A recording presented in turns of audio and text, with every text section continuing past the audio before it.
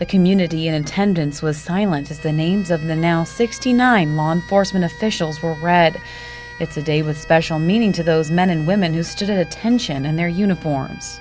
Police Memorial Day holds a very deep feeling for me. My very first day in a police uniform in '98 was to go to Officer Kevin Lamb's funeral. So my very first day putting on a badge and a duty belt was to go to a cop's funeral. So it was a very humbling event, and it still is to this day, almost 17 years after. In attendance was Senator Mark Begich, who said it's important to remember the families who carry the loss with them.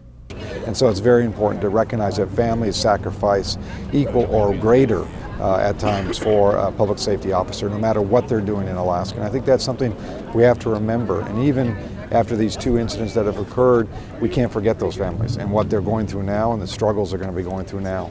The event happens just 2 short weeks after 2 Alaska State Troopers, Sergeant Scott Johnson and Trooper Gabe Rich, were killed in the line of duty in Tanana.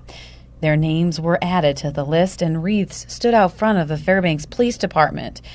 But their legacy goes far beyond that. It's all here today. Everybody that you see in uniform that's doing an exemplary job throughout the state will be a direct reflection of Sergeant Johnson and Trooper Rich.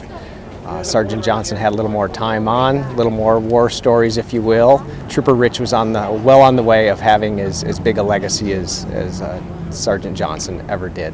Those two were peas in a pod, and I think the best way I can